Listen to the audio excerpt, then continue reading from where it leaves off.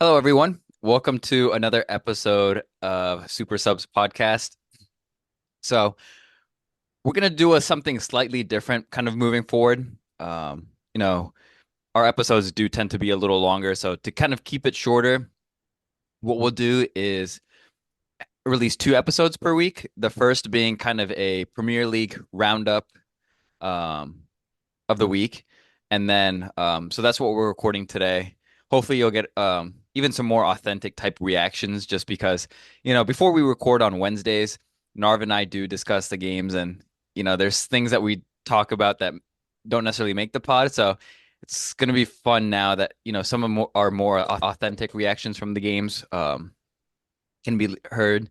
And then, if there's days where we can't record on the weekend, we'll just do it on Wednesday still, but we'll split up the episodes in two. The first being a Premier League roundup or recap, and then the second being whatever the segment is for that episode. Um, and so with that, Narf, we'll stick to just the Premier League, but from this weekend, who's your super sub from this weekend?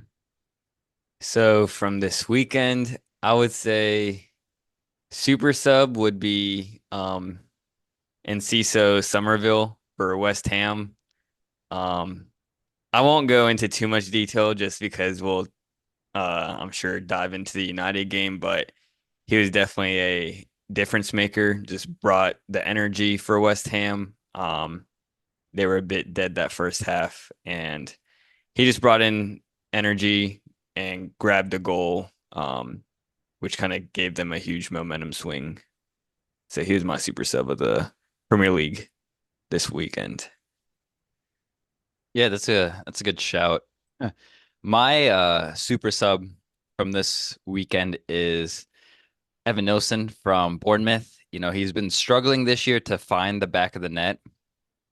Um, Again, you probably had difficulty choosing a super sub, Somerville being the most recent and probably the most painful for you. But the reason I'm giving Evan Nilsson a shout out is because it was a big draw that they were able to get. They were getting dominated by Aston Villa this weekend, probably should have lost, but beautiful header, um, literally the last minute of the game in stoppage time. And, he's been struggling to get goals, but he's looked good. He's created chances. So he's my super sub of this week. And I think there were actually quite a bit of options for this weekend. Yeah. And I'm sure when we talk about the games also, I mean, there's a lot of late goals. hmm I completely agree. So before we jump into kind of some of the games and recaps, um, to our listeners, I know last week I said I'd bring some bubbles once United lost to West Ham. Um, Unfortunately, I don't have bubbles with me, but I do have a song for everyone. Narvin, you've been hearing this throughout the day.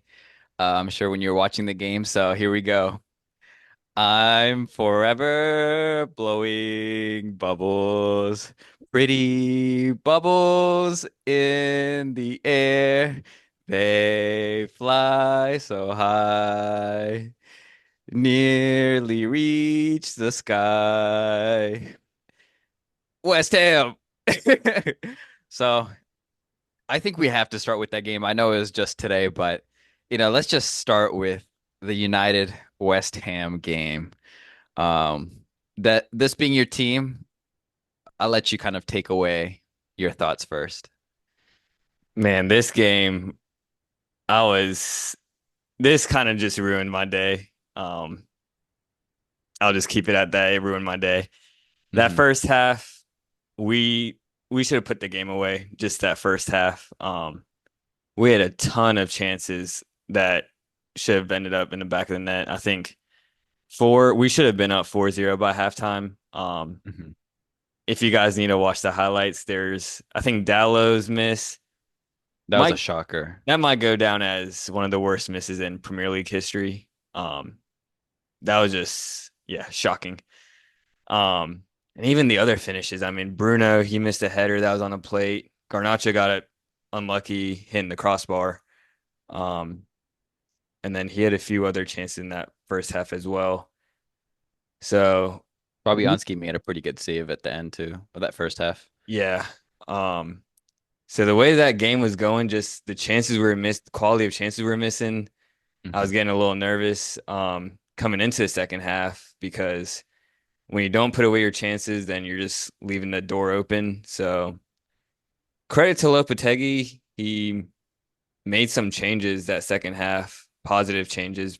Um, Brought in Somerville, who I think completely changed the game. He brought in so much Hmm. energy um, to the West Ham squad. Danny Ings also could have been a shout for super sub. Uh, he got an assist to Somerville for the goal. Hmm. And once West Ham got the goal, it's kind of a momentum swing. And then Casemiro ends up getting an equalizer. So we had some hope, but then I think the PK was a bit controversial, especially because originally it was given as a no penalty. So Hmm. I don't think it was like clear and obvious that the ref made the mistake. It's such a bang bang play. Ings could have even been called for the handball before getting touched. So ultimately, West Ham get the PK, well taken, Hmm.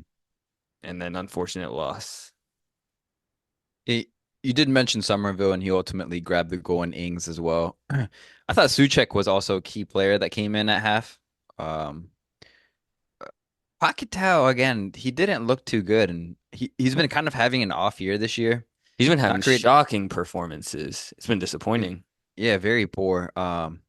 And I know it's been said on this podcast many times, but Suchek, I feel like he's a pencil in player for West Ham there in the middle. Uh, and when he came into the second half, I also thought he was able to add more control into the game. And I think, yeah, to your point, props to West Ham's manager making those changes because the momentum in that second half, as soon as the half started, kind of shifted West Ham's way for a good 10, 15 minutes. Hmm. And I think one person I also want to give credit to is Juan Bissaka. I know we let him go this year, but even going forward today, he looked quite well. There was one passage Hmm. of play where completely took out Casemiro and Garnacho with one move and kind of dribbled up the whole field. So I thought he had a really good performance on the return versus us.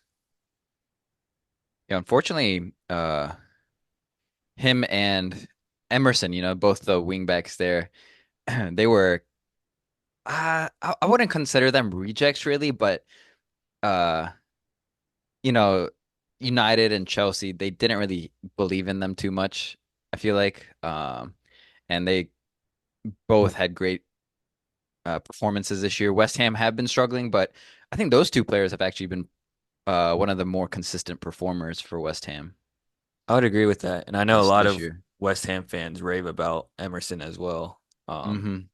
I think he was like a nominee for, other than Bowen, like a player of the year nominee for them last season. It's just that midfield kind of needs to get sorted out, and Suchek, he just proved again that he's not a guy that you kind of leave on the bench. Mhm. Um, but I mean, that's a tough loss for you guys. I mean, first half, to your point, absolute domination. And I mean, that's just how the game works. If you aren't clinical enough, um, you get punished ultimately. You can only waste so many chances. Um, but again, like the only players that were really creating going forward, um, I think this was one of Bruno's better games so Mhm. far this season. Um, Garnacho looked good. Eriksson looked decent. Um, but Hoyland and Rashford were pretty quiet. Um, and there were talks like, oh, is Rashford back? After performance here, performance there, but he's been very inconsistent. Yeah, Diallo brought in a lot of danger in Hmm. 30 minutes or so that he came in. Um, Yeah. That was one of Ten Hag's like he actually didn't wait this time, to bring in a player for Rashford or Garnacho. He typically like waits and sees it out, but he made that sub pretty quick. yeah. What'd you Uh, think about that PK I, decision?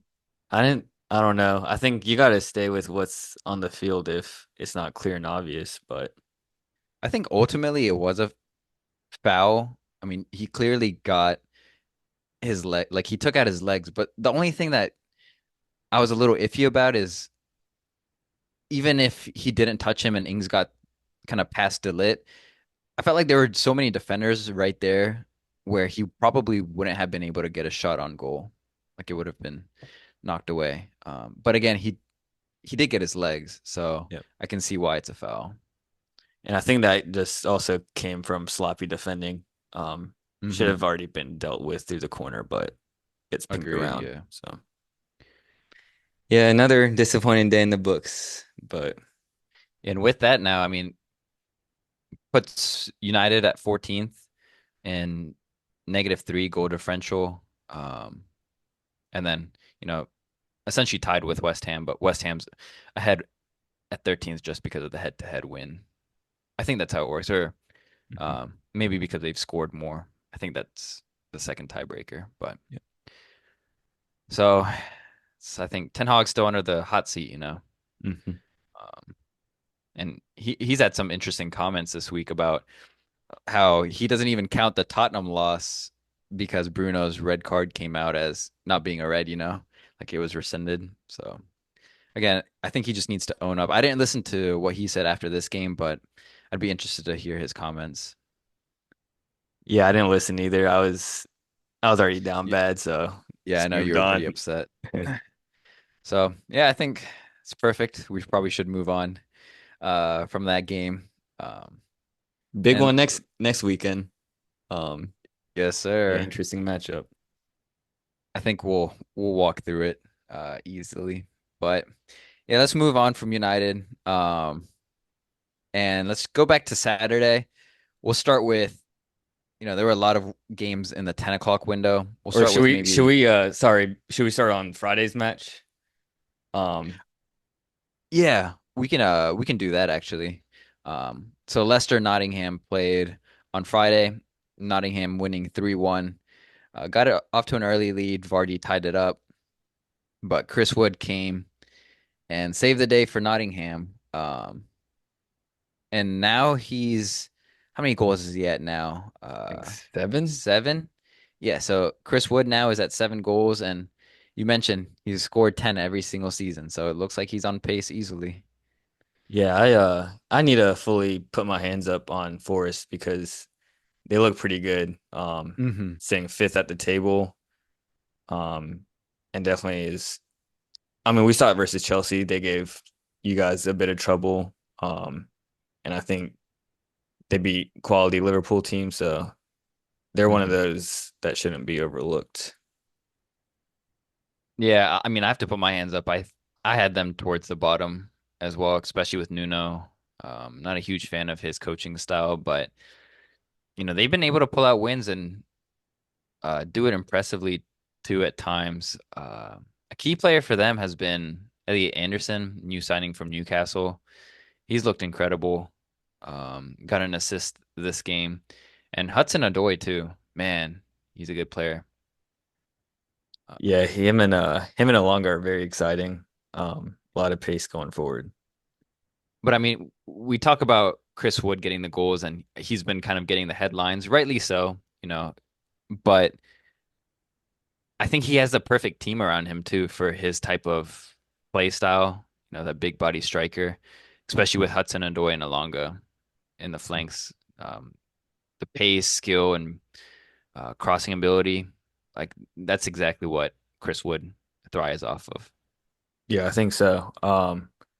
And again, Leicester City, I mentioned it during the international break how Wout Faes is the Oh, person dude. single-handedly holding back Belgium. And again, it was just basic mistake he makes, like letting the ball bounce, and then can't let that Hmm. happen against Chris Wood, so got punished for that.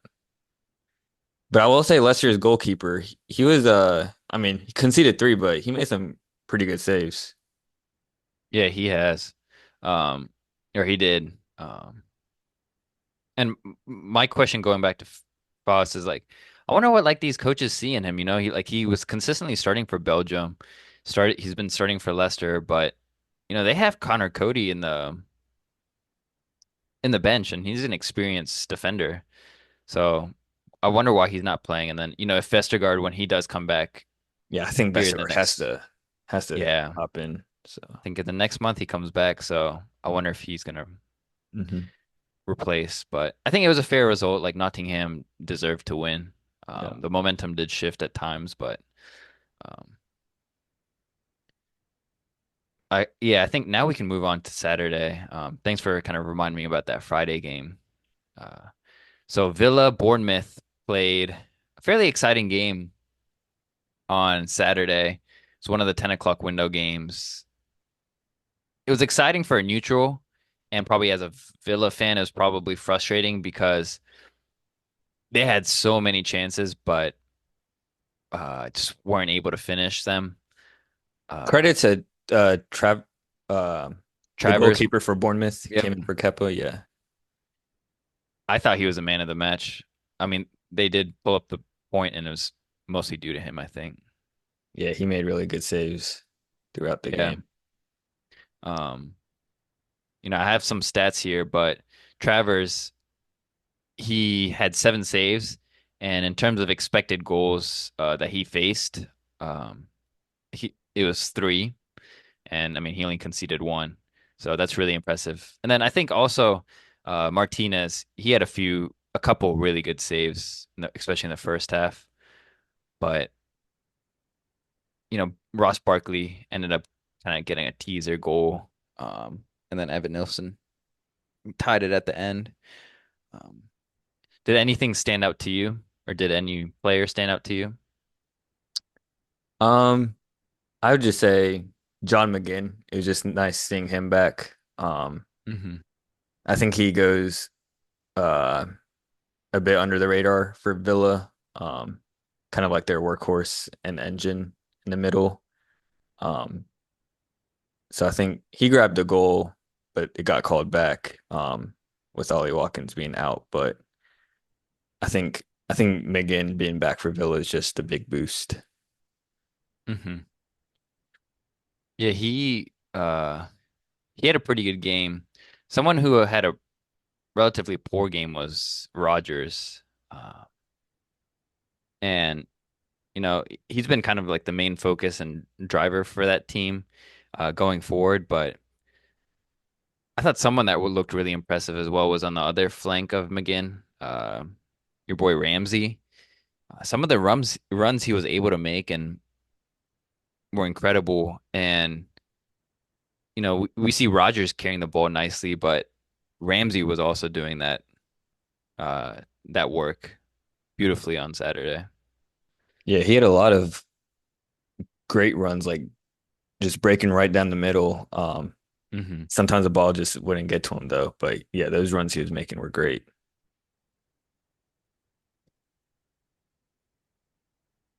And then I think we can probably move on to the next game. Again, I'm going to choose probably a game that wasn't too exciting.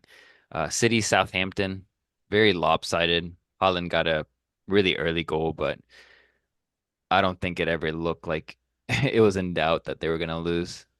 Yeah, I think Southampton had, to be fair to them, that one good chance towards the end of the half where Cameron Archer hit the Yeah. crossbar. But other than that, that was their only chance. Holland missed a pretty, or he didn't miss one. He had the header that got cleared off the line, and then Hmm. he missed one that was kind of a sitter for him.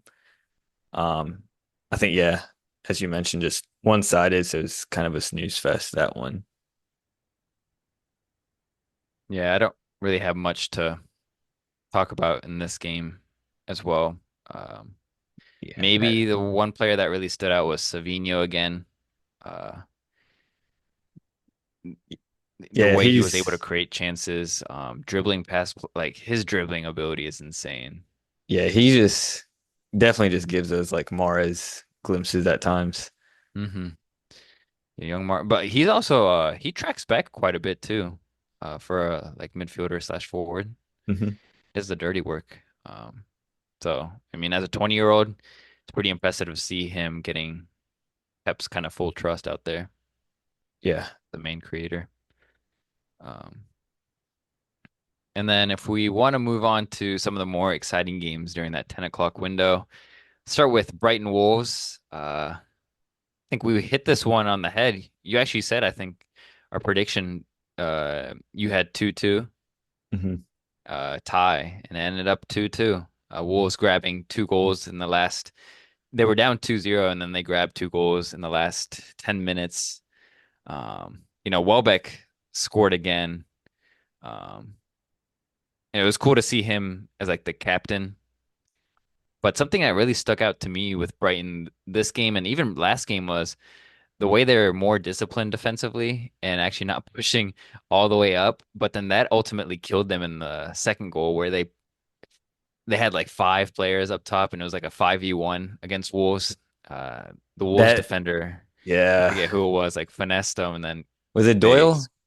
It might have been Doyle. I forget who that. I forget, but they ultimately scored on the counter. But for the most part, Brighton looked pretty good defending, and they've done that for a couple games now. That second goal should have never happened. I mean, yeah, five, five or four on one. I mean, Hmm. got to put that away. And it was literally like it was like last kick of the game, right? So Yeah, I was a little, I mean, yeah, I guess it was 4-on-1, so got to try to score. But then at the same time, on hindsight, it's like, I don't know why people just don't take it to the corner flag and just kill see the it out time. exactly. Because that was so preventable if that was done. But then again, usually a 4-on-1 is a guarantee. But Yeah, I completely agree. I thought they were just gonna run to the corner flag. They could just pass it among each other and see the game out. But yeah, they've improved a little, like knowing when to take the risks. But they're definitely still a liability defensively. yeah, like Ryan Nori showed up in the stat sheet again, grabbing a goal late, but his defensive, like, he's just a defensive liability. Um, Hmm. but I would say one player we have to give credit for Wolves is Mateus Cunha. Yeah. I think he deserves like a bigger move at some point. Um, he has so much quality, Hmm. um, kind of carrying this Wolves team. So I think he deserves a big transfer. Yeah, I feel like coming to Wolves was kind of a downgrade for his career from Atletico. Oh, for Um, sure. but yeah, to your point, he's kind of stood out this year on the struggling Wolves team. Um, but I mean, at the end of the day, it did seem like a fair result. Um, because Wolves created chances. It wasn't that it was just a hectic last. I mean, it was a hectic last 10 minutes, but they created chances throughout the game. Um, for Brighton, one player that I really enjoy watching um, is in the midfield, Carlos Baliba. Yeah. Man, 20 years old, but he plays like he's been in the league forever. The way he's composed, um, and I haven't really seen him play a poor game yet. Uh, Yeah, I he mean, he's never been puts a foot in incredible. wrong. Yeah. Defensively, he's great. Even going forward, he's a really good ball carrier. Um, Oh yeah, he has a always makes the right decisions. exactly. He's got pace. He'll put in a foot. Um, I think that's another player that from this game deserves to get a big move. And teams are gonna, I think they need to snatch him up right now. I think so. One player for Brighton who's been disappointing but finally did get on the score sheet, Evan Ferguson. That was a well taken finish, but he's been a little disappointing, and that's kind of been also reflected just not getting the playing time. Hmm. With Welbeck being in form, and it was nice to see Welbeck playing. I thought he had a bad injury, so it was nice to see him back. Yeah, as a captain too. Hmm. That's cool. Poor Lewis Dunk, I aka will Andrew Schultz. I will say one player also. I'm a little surprised who hasn't gotten the minutes for Brighton is Simon Ndingra. Oh yeah. He had a 'Cause great season last year. yeah, and I feel like he's always a threat, even especially with Yukube Mente out. I Hmm. thought Njenga could have slid in. Um, so that's just a little surprising. He hasn't really been utilized. Yeah, that's a good shout. I haven't actually even seen him play this year for Brighton. Um, which is surprising considering how well he played last year and kind of proved himself in the Premier League. And had a great run at the AFCON, so Yeah. And with Matoma out, he's kind of the guy they were playing through. He was like their outlet. exactly.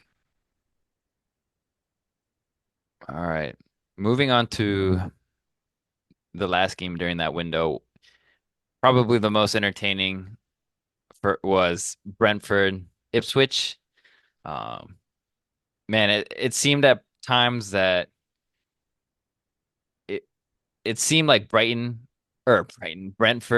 were, pretty comfortable and um or Ipswich, oh my gosh. Ipswich were pretty comfortable. They were up 2-0.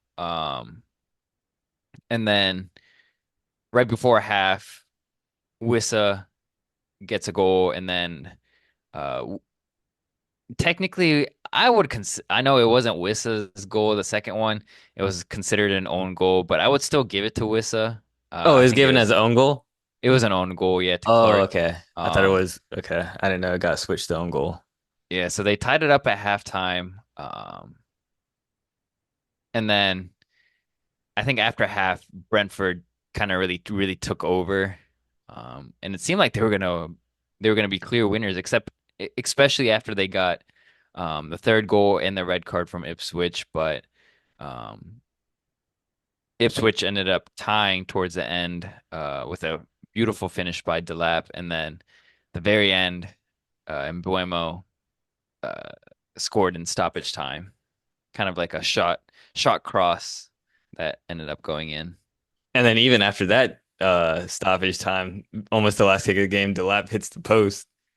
That Oh yeah, that could have been goal of the weekend.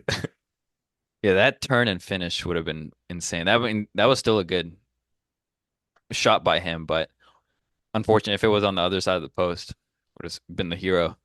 Um, my takeaway, I felt bad for Clark out there on the right. He was struggling all game. He had an I all-time mean, he stinker, dropping an own goal too, own and goal, a red red. card. But I mean, Lewis Potter he's been good, consistently starting out there left mid for Brentford. And I felt bad for Clark, considering it was like his first Premier League kind of start as well. Um, it was definitely a rough game for him. Yeah. Um, to your point, I think Potter had a really good game. Um, but yeah, Ipswich, they looked really comfortable. Um, that first like 30 to 40 minutes. I mean, Sammy Shimadic, his goal was well taken. It was nice play with between him and Hurst. Hurst had a really good finish too. And Hmm. so I thought just the way the game was going, it looked like Ipswich were gonna grab their first win. Um, but past 2 weeks, Brentford, known for their early goals, past 2 weeks now, they're known for like the late goals. Um, Yeah, literally in stoppage, 96th minute. I will say though, I think Brentford, they got that PK. I don't think that was the right decision. Um, Yeah, I thought that was a talking point because even the commentators were like, "Oh, he's getting fouled outside the box and then carried over," and they're like, "It's a little soft," but I do think he was dragged down, and you could tell Clark was really panicking. He was defending. it looked like the foul happened like right outside though. So I thought like a free kick would have. Yeah, I think it Uh, did. It did start outside for sure, but it just Potter did get it. He got past him and kind of continued into the box. So mm. Yeah, that was a tough one. Um, Tough decision, but I think Mirich though, I think that was a shocker. That was shambolic goalkeeping, I think. that last goal. Yeah. Yeah, that's a tricky thing with that shot cross because you can't dive early, or like go for it early. I But guess, yeah, I don't know. I mean, slow replays always make it look worse than it is at times, so I don't know. It looked like a really savable goal. Um, mhm. But in Buemo, perfect example of like how a shot cross should be executed, like try to aim for that corner, because it makes it tough where if someone gets a flick, like it's perfect, but if not, at least it's still on target, and mhm. causes some havoc. I will say Ipswich, their third goal, that was really good finish by Delap. That was a little tough. His movement was good inside the box, getting right from the defender, but that was also a really good ball by Leif Davis. And I think Hmm. that was one thing he was really known for during the championship was like that crossing ability. And we really haven't seen that much in the Premier League, but that's kind of like a glimpse of what he can bring. Um, Yeah, he's a player, Davis, that reminds me of from Luton, their left back, how I forget his name. Alfie Doughty. Dowdy, yeah, where he was a consistent left back player, threat going forward and quality left foot, and Davis is the same. I think Davis can defend a little better, has some more pace to keep up with players. I mean, we saw it in the opening match with Liverpool when he kind of shut down Salah for the first half, but he's a player that's to watch as well. Um, but yeah, to your point, Delap, great finish, and Brentford really pushing for that fourth, and it was like against the run that they were able to pull that third. Yeah, definitely the most exciting match of the weekend for sure. Hmm. And you know that I'm a fan of Embuemo, have been for a while. And something interesting that I found is he's quietly like up there in the stat sheets. He's the second highest scorer this year in the Premier League He's with got 8 8. goals. Yep. Oh wow. Um, Holland's right there with 11. So I mean, it's that's interesting considering Embuemo's also not technically like a true striker. Hmm. Kind of comes off the wing. Exactly. And the year boy grabbing another assist as well. Damsgaard at the end of that first half. Yeah. He's been quietly having a really good year. He's Finally showing what he's kind of the glimpses of what we saw at like the Euros. Not the past one, but the years before. 2020. Yeah, Yeah. Damsgaard. And Wissa's a key player for Brentford, especially with Tony out as well. His finishing is great. Shade, he's still young and has the potential to be really good, but Wissa, his movement's really good and has a great connection with Embuemo especially, but his finishing is so much better than Shade, so he Yeah. can grab some goals. The one thing I do like about Brentford though is they're such a team first. Like they all really work for each other. You can tell. Hmm. They don't really have anyone who's selfish. Everyone puts in a shift defensively. And I think they're one of the best in the league at doing that. Yeah, Thomas Frank, I mean, he's drilled down, he's drilled the team down pretty well. Um, And especially with like a lot of the names on here, like if you look at Brentford's lineup, like it's not big names that he's working with, but he's consistently like every game that they're in, it's a team you definitely need to like worry about and Hmm. can't look past. Yeah. Um, and it's impressive considering the players profiles he has. There's not a big name in there. I think Embuemo is kind of creating that for himself, but Hmm. And I think they can only get better with because I think they still have a few injuries like Aaron Hickey and Rico Henry. Rico Henry, who's really good mhm. defensively. I think once he's fully fit, he can slot right in for that Sepp Vandenberg guy. Um, Yeah, and I know we saw a um glimpse of Carvalho at the end. And he's the most expensive signing that Brentford's ever have, but um, he hasn't lived up to it yet Yeah, it's for been a Brentford. slow start for him. hmm Uh, in preseason with Liverpool, he was doing really well. I mean, don't put too much weight into preseason games, but considering how much Brentford's paid for him, um, he's kind of been disappointing so far.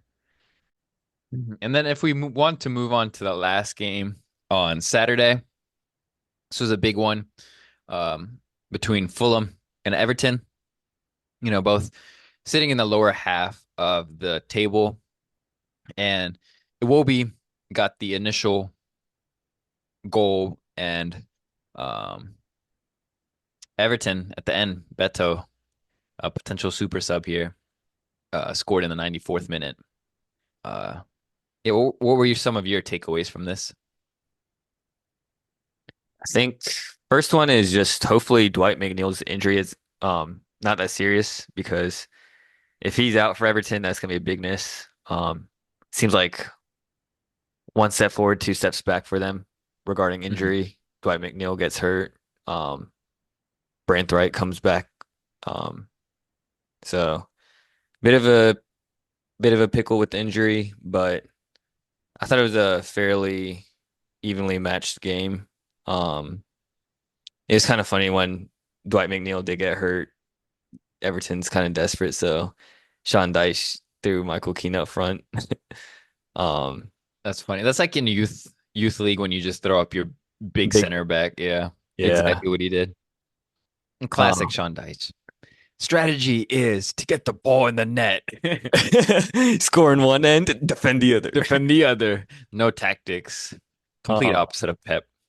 Calvert-Lewin's been a little disappointing this year, I think. And I know he's someone that they rely so heavily on to grab them the goals, but Mhm. I don't know. I don't want to write him off and say he's just washed, but I mean, past it's not just this year, but even like last year and prior years, his goal tally's just been slowly dropping off. So he's been a little disappointing. Yeah, what he's at like 2 goals this year Mhm. only. I will say Everton, they did really struggle at first. Um, and when they kind of started on their streak, like I feel like he's been kind of in the mix of plays, but he has had some poor finishing. Even who did they beat last week? I forget who they beat last week, but um, he missed a clear chance. Um, oh, Ipswich, where he could have kind of sealed it for them with the second goal, but missed a clear chance. Um, someone that stood out to me surprisingly is Ashley Young as well. Um, just considering like how old he is and playing at a position where it's one of the most like taxing positions and being able to last the entire game is insane. I mean, he's almost 40 and playing a wingback role in a Sean Dyche team with like high intensity. Props to him for keeping his body in shape like this. And he started off his career as a right mid. Yeah, Um, exactly. But I mean, he was ultimately able to, kind of uh create that opportunity at the end of the game for Beto to get the equalizer. and it's so funny to see Ashley Young also like his evolution as a player. Started as like a winger and kind of hmm one of those that was like uh played with like a little bit of arrogance, I guess you could say. A little flashy at times, Oh kind yeah. of pull off skills, and then like now he's slowly transitioned into a defense and defender, and that he's like a no nonsense, like just Oh yeah. He's direct, no skills yeah, or anything. Just no nonsense, just yeah. no. It's like do the basics. That's all he's about. Sticking to the basics now. Hmm. I felt a little bad for Fulham, because I think momentum was on their side of the entire game, but uh, they ultimately, didn't come away with the win. They had a few chances in the second half, early in the second half, before Iwobi scored that they probably should have finished, but Smith Rowe get the assist? Um, or who was it?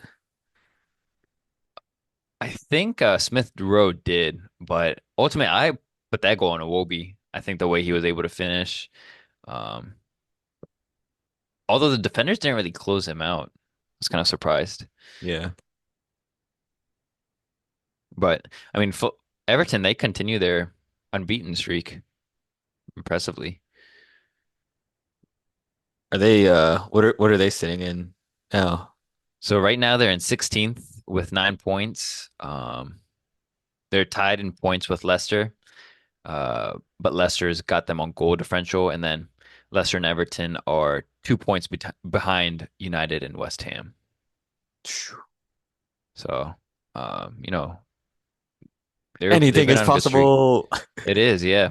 Um, so they're closer to top 10 than no, about the same. So they're 6 points away from top 10, but five away from relegation. Um, but I mean, good for them. Fulham as well. They're at 12 points, so just above West Ham and United. Yeah, I think Everton should be safe from relegation this time around, especially if they don't get any more point deductions this time. Yeah, I agree. If anyone, it should be City getting point deductions this Oh year. yeah.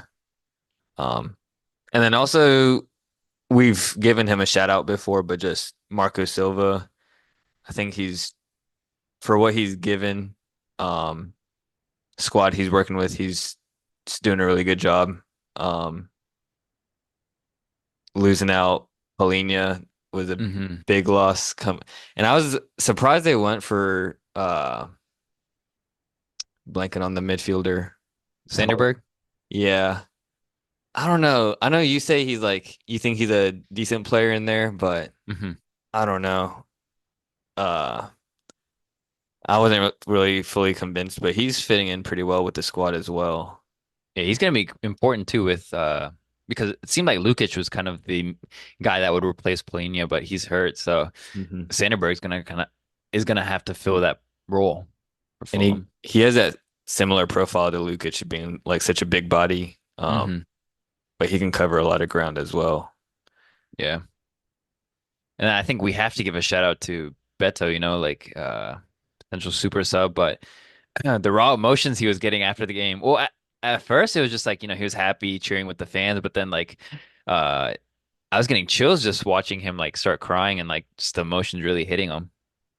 Yeah, I think before his career started, he was like working at KFC. Um, and then I Was he think just playing this like Sunday League or something? I think something like that. Like it wasn't like a top Wow. league, and then somehow just things aligned, and then he was able came through and came to Everton. But like before his footballing career started, he was just Hmm. working at KFC. Jeez. Yeah, that's beautiful for him to go from that to where he's at now, playing at the highest level. He was causing havoc when he did come on, grabbed a goal, but even before that, he was kind of changing the game a bit. Yeah, he definitely lacks quality. He's a bit of Uh, a nuisance when he comes yeah, on, but Lax, yeah, I see. I know what you mean. he can put teams under pressure, but his finishing quality is not the. But I mean, he put this one away.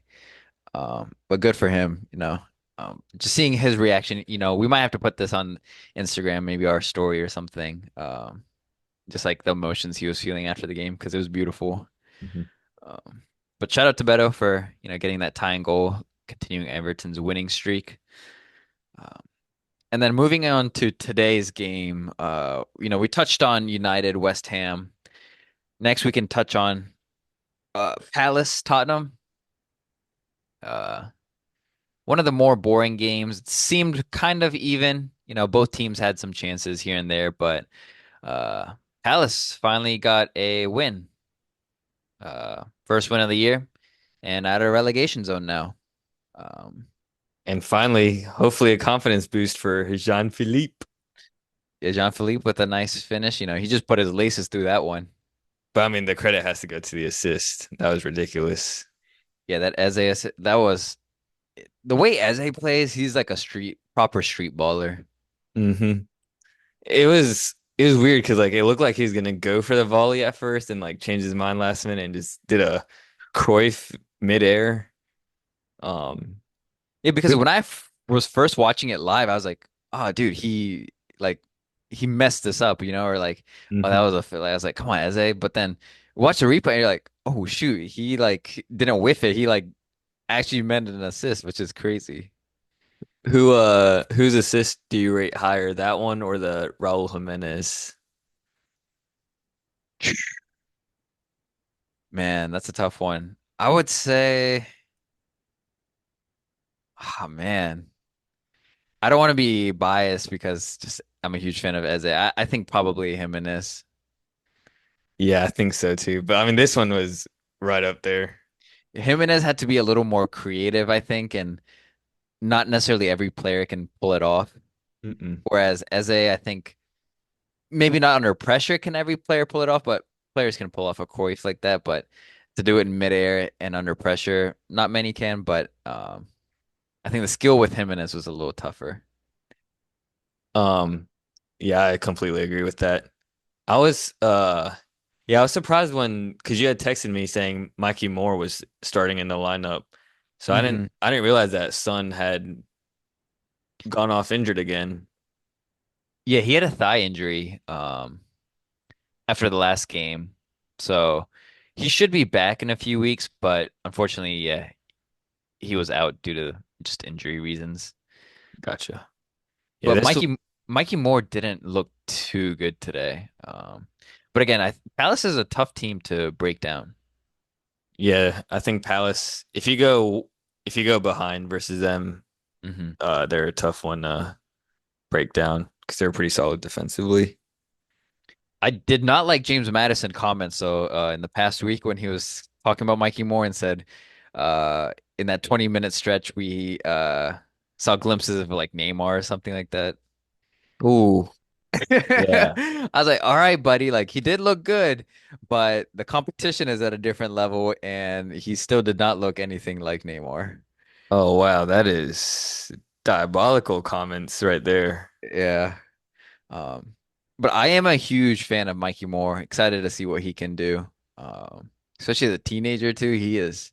I think he's gonna be a top player. Wow. Yeah, he's 17, right? 17, yep. Wow. Yeah, And you because can I was see with he already Sun. has the confidence. Yeah, he does. With Sun out, I was like, oh, it's gonna be a shoe in for Warner just coming back in there, but Hmm. that's a big call by Ange. Yeah, and Tottenham, after going down, they, like you said, found it hard to break down um, Palace. They really had like one or two good like threatening Hmm. chances, but Um, yeah, so I think we can move on from that game. Um, maybe talk about. We already talked about the West Ham United game. yeah, I'll let you cover your boys against Newcastle. This was a bit of an Yeah. exciting one, so I'll let Yeah, you. maybe before moving on from United, I will say Cheeto Obi Martin. We talked about him on the pod a few weeks ago. I think he was probably the only bright spot from United this past week.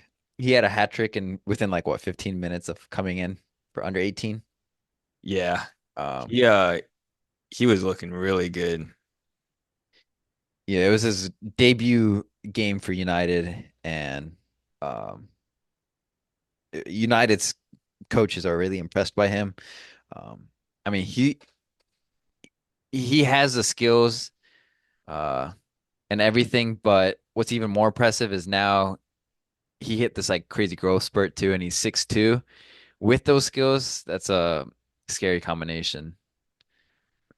Yeah, he could have had more than just a hat trick. He missed a few other good chances. Hmm. So, and yeah, he was just looking really like compared to the other kids out there, it was like huge in Yeah, he looks stature. different. I hope he gets a call up next season. I don't know if he will, but he's looked impressive. Y- So, Yeah, and after I saw that, I watched like the highlights and stuff, and then there's another kid on that U18 team who's also supposedly supposed to be like he's been training with the first team at times, but Amir Ibragimov is this Russian oh, kid. where did he come from? I forget, but he's like crazy talented too. I think he'll definitely get like glimpses in like Mhm. the smaller like league tournaments and stuff. If we play like a lower level team, but Okay. his talent ID is pretty up there as well. It's a name I have to keep an eye for. Because I remember when you were praising Kobe, I was like, who's this Kobe kid you're hyping up? But then Kobe Manu, turned out to be a great player. So yeah, I'm excited for Cheeto. And I'll Yeah, have to as you keep in. mentioned, yeah, the only bright spot this weekend for us. So And I think maybe we'll save the Europa League games too for uh our episode on Wednesday. mhm. Both our teams played in the Europa League, but let's just save that for uh part two of this week. But so yeah, let's move on to Chelsea versus Newcastle today. Um, we ended up winning 2-1. Um, Nicholas Jackson had a goal in the first half within like 20 minutes. Cole Palmer with a ridiculous pass to Pedro Neto just turned under pressure and then just a nasty, perfectly weighted pass to Pedro Neto. Easy cross to Jackson, who scored. Jackson's now up to 6 goals. He's looking great. His finishing is definitely improving from last year. Decision making with Jackson is also improving. But the one kind of attribute of him that I've always rated highly is his ability to make runs for the team.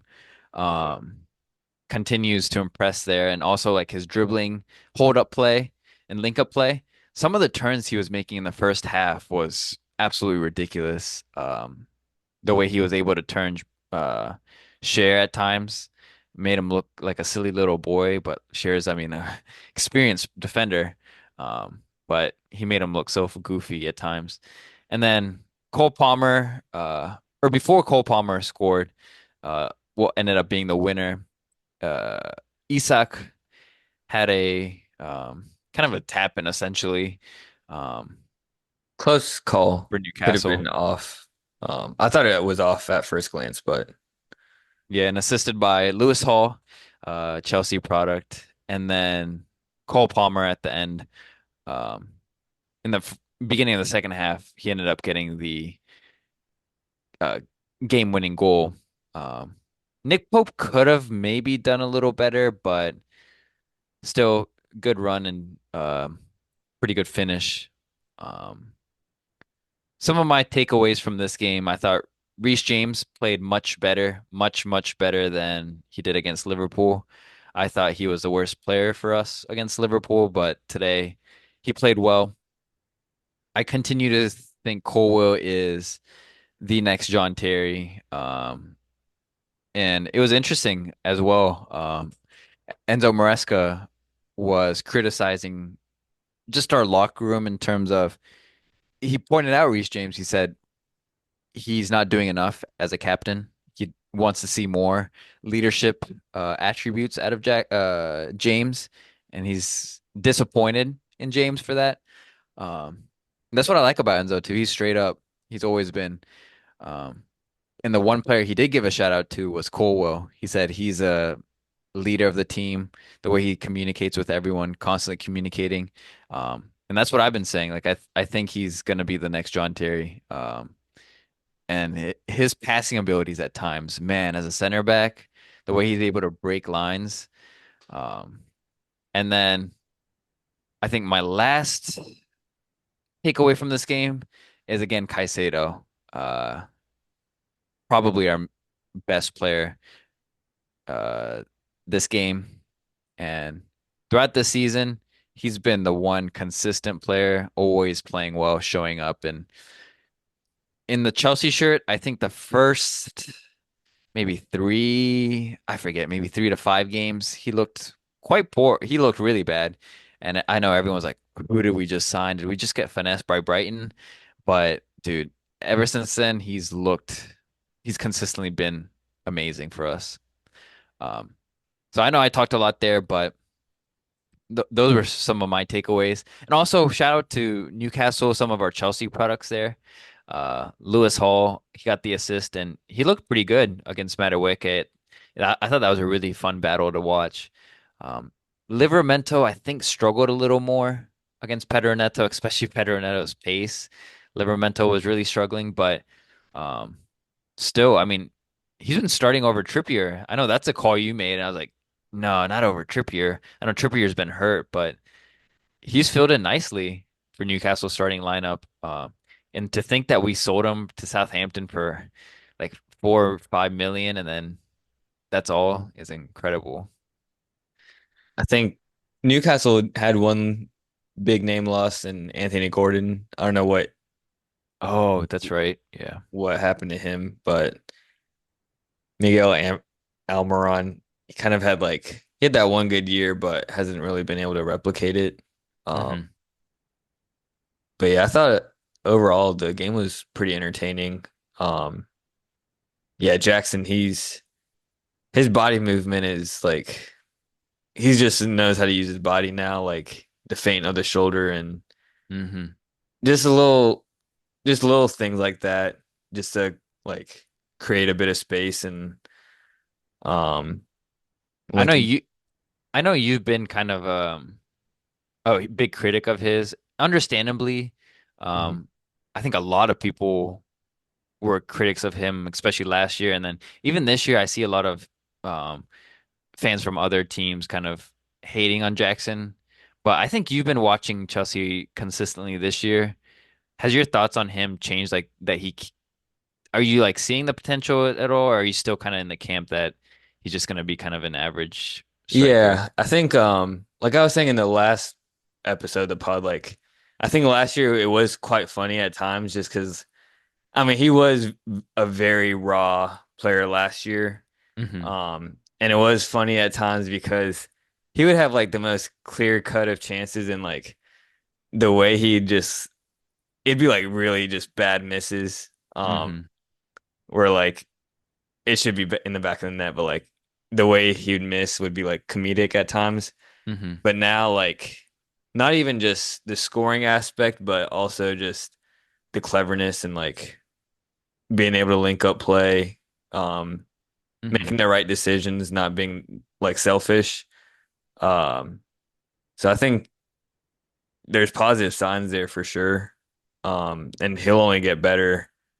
And I mean, taking a spot over like Nkunku, that's a big because I mean Nkunku, he wasn't like cheap money coming over to Chelsea, so Hmm. holding that starting place for Chelsea leading the line. Yeah, I think I mean as time comes he can only get better. So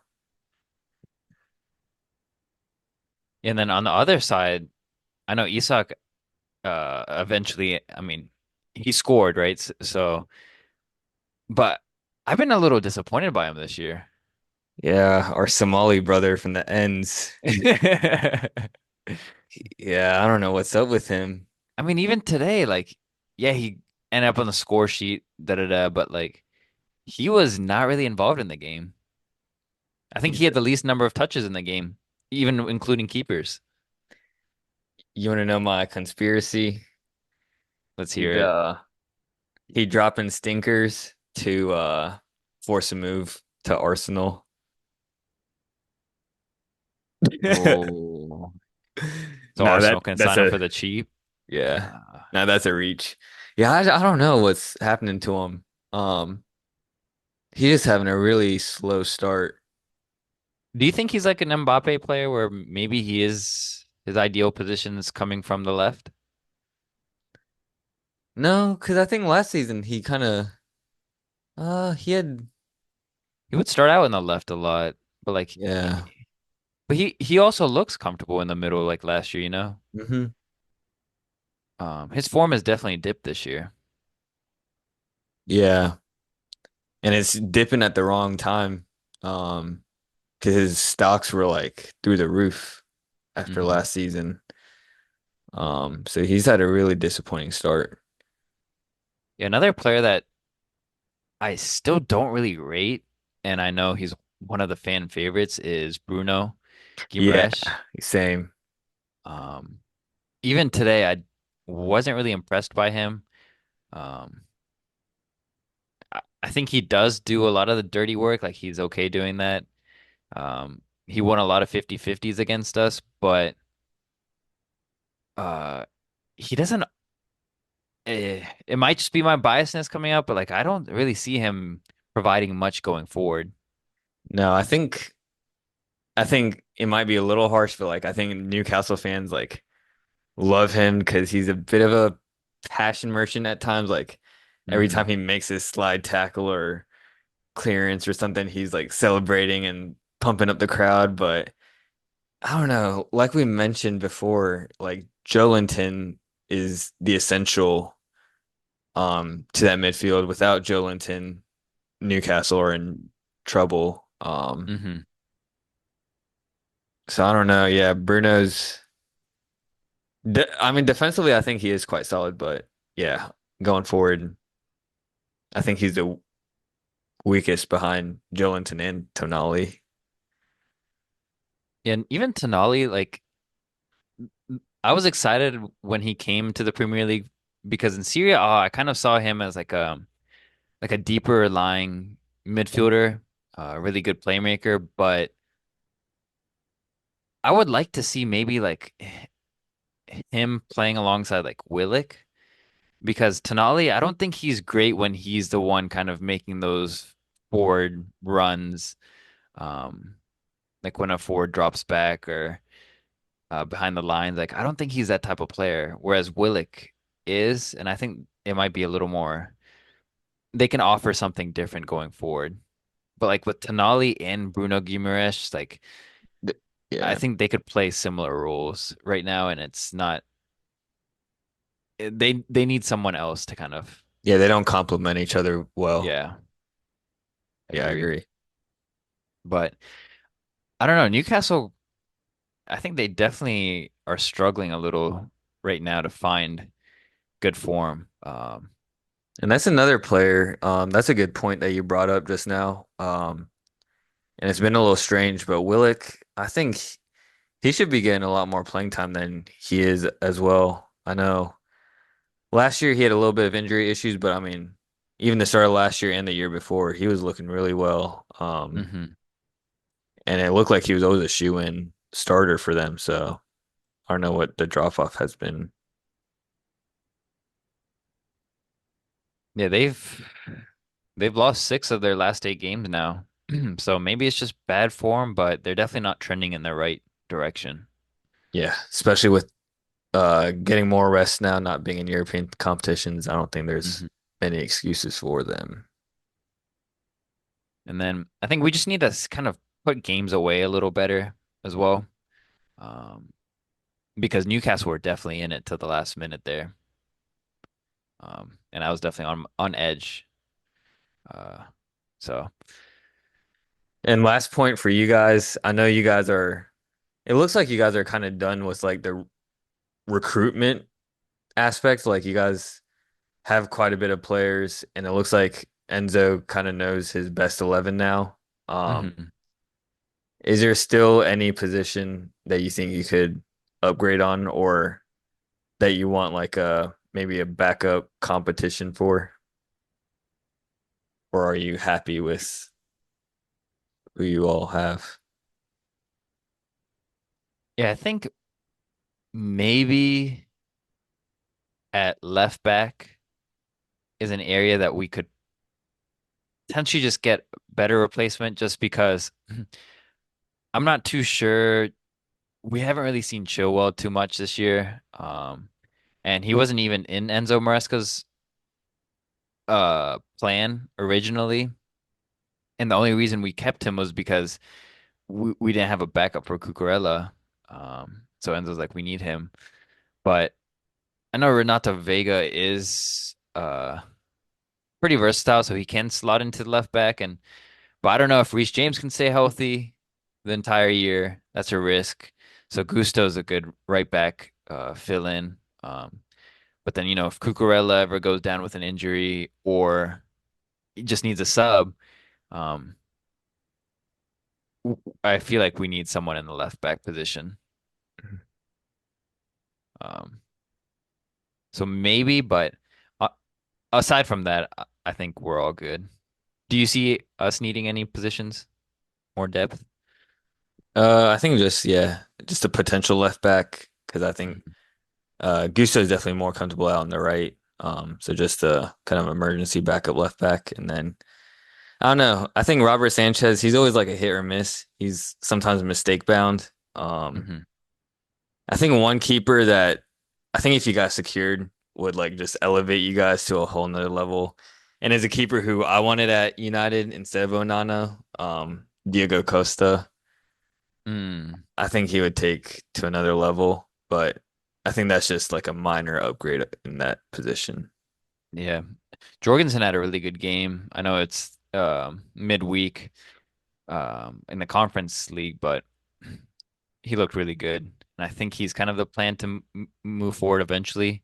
He's much better with his feet, but um, yeah, I'm excited with our team. I've been saying it jokingly, but I really do think we're building something kind of scary with a long-term vision. We have the youngest team in the entire league and across top teams across Europe. So I'm really excited with what we're kind of building. Uh, but yeah, let's move on from this game and go to the big one from today, Liverpool Arsenal.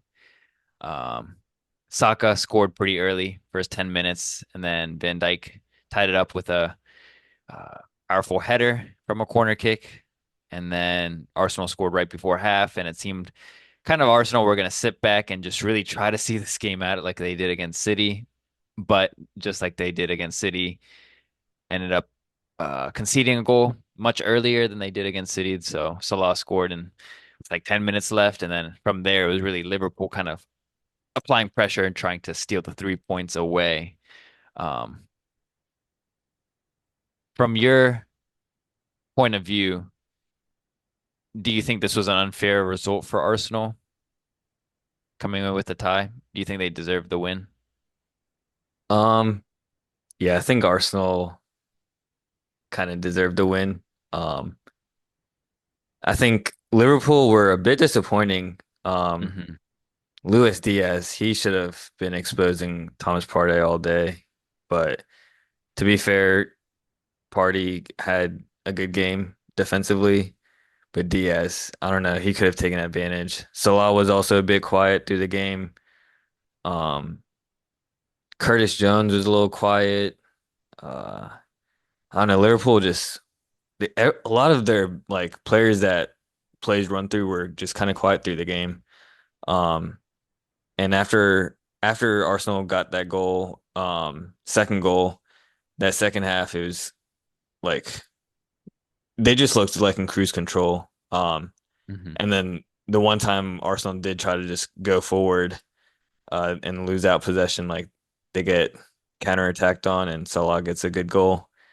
So I think Arsenal were a bit unlucky, but it was a really important tie for Liverpool.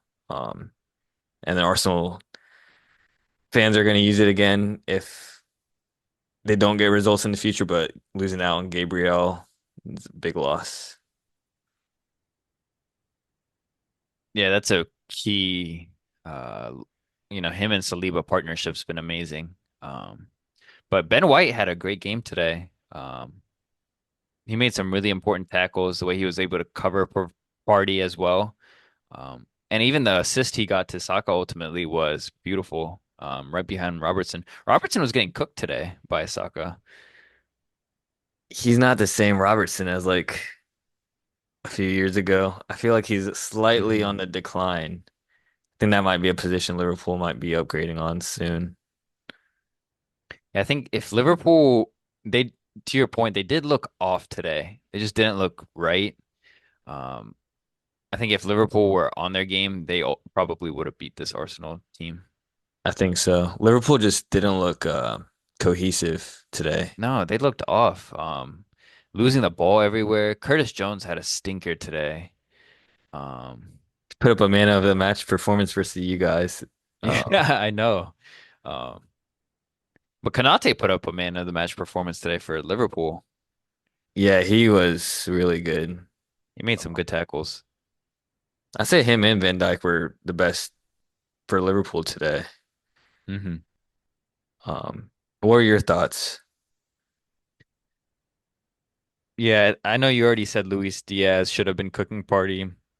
That was a matchup that uh, probably everyone highlighted as um, Liverpool favor, but he did not look good. Um,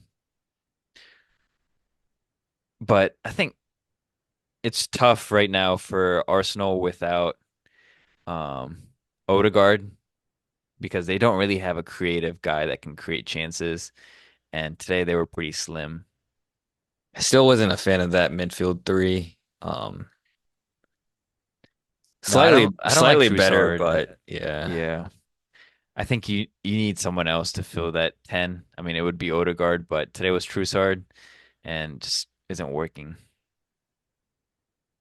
Um, yeah, I'm just worried. I know that they ended up getting 2 goals against, I mean, a solid Liverpool defense, who only gave up 3 goals before today. But